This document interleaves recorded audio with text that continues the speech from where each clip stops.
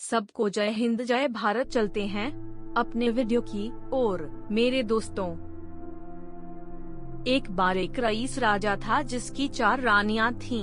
वो अपनी चौथी रानी को सबसे ज्यादा प्यार करता था और उसे महंगे कपड़ों से लादे रहता और बेहतरीन खाना खिलाता था। उसे महंगे कपड़ों से लादे रहता और बेहतरीन खाना खिलाता था।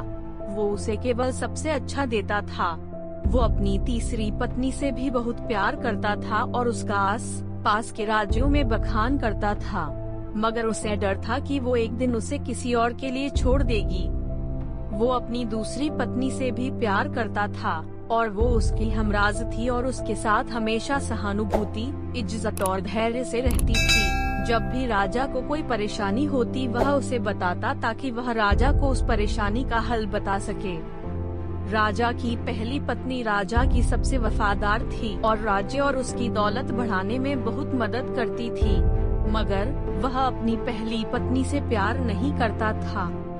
एक बार राजा बीमार पड़ गया और उसे समझ आ गया कि उसके पास समय कम है, इसीलिए उसने अपनी चौथी पत्नी से पूछा कि मैंने सबसे ज्यादा प्यार तुमसे किया है और तुम्हें सबसे बेहतरीन चीजों से नवाजा है और तुम्हारा सबसे ज्यादा ध्यान रखा है। अब जब मैं मरने जा रहा हूँ, क्या तुम मेरा साथ देने के लिए मेरे साथ चलोगी? तब उसके चौथी पत्नी ने जवाब दिया कि बिल्कुल नहीं। उसकी बात राजा के दिल में छुरी जैसी चुभी। अब दुखी राजा ने अपने तीसरे पत्नी से पूछा कि मैंने सारी जिंदगी तुमसे प्यार किया, अब मैं जा रहा हूँ, क्या तुम मेरे साथ चलोगी? नहीं, ऐसा तीसरी पत्नी ने जवाब दिया। जिंदगी बहुत अच्छी है और जब तुम मरोगे तो मैं दोबारा शादी करूंगी। अब राजा ला दिल बैठ गया था और वह ठंडा पड़ गया था। फिर उसने अपनी दूसरी पत्नी से पूछा, मैंने हमेशा जरूरत के वक्त तुमसे मदद मांगी और तुमने भी हमेशा मेरा साथ दिया। जब मैं मरूंगा क्या तुम मेरा साथ देने मेरे साथ आओगी? माफ करना, इस बार मैं तुम्हारी मदद नहीं कर सकती। दूसरी पत्नी ने जवाब दिया, ज्यादा से ज्यादा मैं तुम्हें तुम्हारी कब्र तक छोड़ सकती हूँ।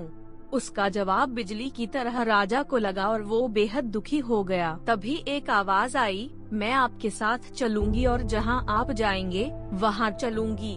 राजा ने नजर घुमाई तो उसकी पहली पत्नी खड़ी थी।